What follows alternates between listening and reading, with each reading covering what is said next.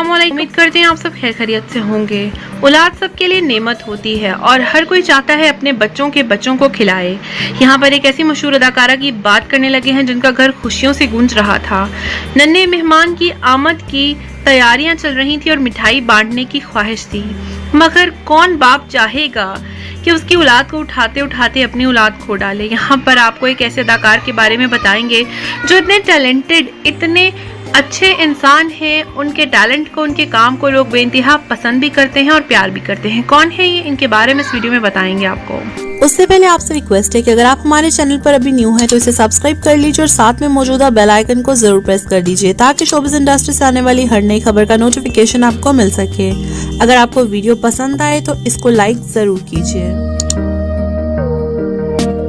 मशहूर अदाकार जो कि कई सालों से ड्रामा सीरियल इंडस्ट्री में नजर आ रहे हैं और इनके टैलेंट को सभी जानते भी हैं। बेटी को खो दिया मगर आज भी आंखें बेटी की राह तकती हैं। बेशक माँ बाप का नेमो बदल कोई नहीं, औलाद को खो देना, वो भी जवान औलाद को, ये माँ बाप के लिए दुनिया का सबसे बड़ा गम है।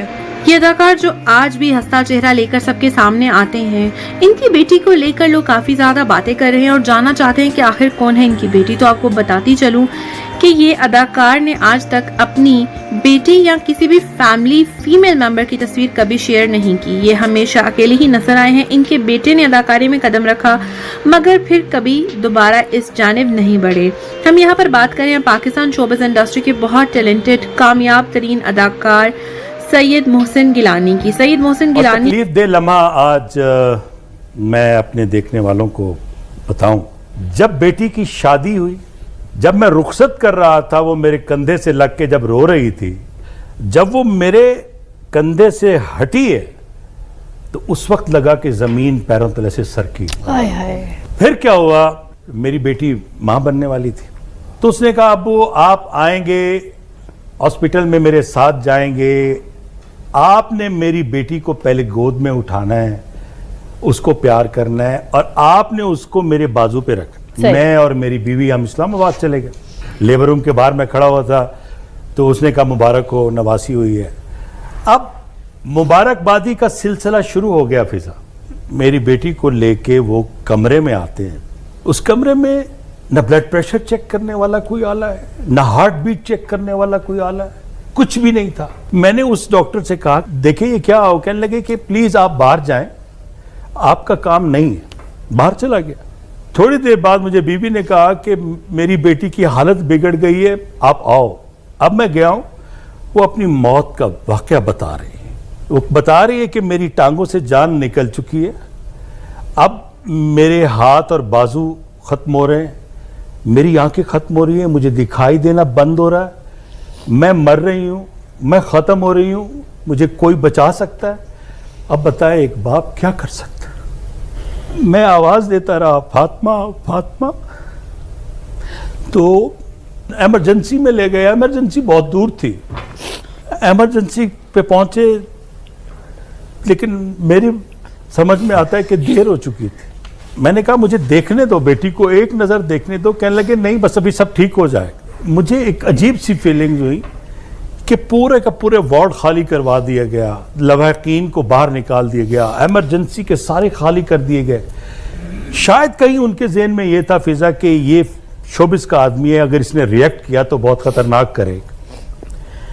मैं बस इसी सोच में बैठा हुआ था। मेरा बड़ा भाई, क्योंकि मेरी बेटी मेरे बड़े भाई के यहाँ ब्याही हुई है, भतीजे के साथ शादी की थी, तो हम बड़ा भाई और मैं हम दोनों बैठे हुए हैं और वो कह रहे हैं कि जी आप अंदर आए, आपको बताते हैं। बैठे हैं 5-7 डॉक्टर बैठे, मैं बैठा हूँ। वो कह रहे हैं कि हमने बहुत कोशिश की है लेकिन आपकी बेटी को नहीं बचा सके, हार्ट फेल हो गया। अब मुझे समझ नहीं आ रही कि मैं अब उस बेटी को कैसे देखूंगा, मैं उसकी माँ को कैसे बताऊं, मैं सबको कैसे बताऊं, किस किस को मैं फोन करूं, जहां जहां मिठाई तकसीम हो रही। बस इसी मामलात में रह गए। अब लोग देख रहे थे कि एक एक्टर को आज हमने पहली बार देखा है इस तरह से कि वो अपनी बेटी के लिए रोता फिर रहा। तो वो एक कैप्टन थी खातून, मेरे पीछे ही कहती है नर्सरी में आप अपनी नवासी को तो ले जाओ, वो नर्सरी में पढ़ी। बस मैं नवासी को लेके चल रहा था, खबरें चल रही थी पूरे नेटवर्क पे, हर जगह मेरे नाम से खबर भी चली, तो यही कि मैं उनकी बेटी इंतकाल कर। रावलपिंडी से मुल्तान तक 13 घंटे का सफर हमने कैसे किया? मैं गाड़ी चला रहा हूं और पीछे मैयत है, एम्बुलेंस है। मैंने कैसे,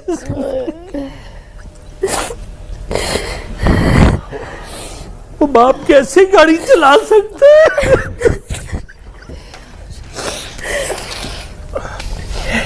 मैं ये देखने वालों को बताना चाहता हूँ, सबको औलाद प्यारी होती है। खुदारा जहाँ भी किसी भी हॉस्पिटल में जाए जरूर देखें यहाँ इलाज ठीक हो सकता है, फिर अपनी औलाद को लेके जाए, वरना ना लेके जाए। अब रुखसत करना है, मुझे एक प्यार करना है, मैंने उसके माथे पे प्यार किया, बस मैं वो नहीं भूल सकता। मेरी जिंदगी में बस वही सब। हमें ये भी बताइए साथ साथ कि आपको ब्रेक थ्रू फिर कैसे मिला? इतनी तकलीफें भी आपने उठाई, काफ़ी सफ़र किया, इसका रिजल्ट आपको कैसे मिला? मैं लाहौर थिएटर पे मैंने बहुत सारे ड्रामे किए। एक ड्रामा था अजाखा वारिस शान, उस ड्रामे में वारिस शाह का रोल किया, बहुत इज्जत मिली, बहुत शोहरत मिली।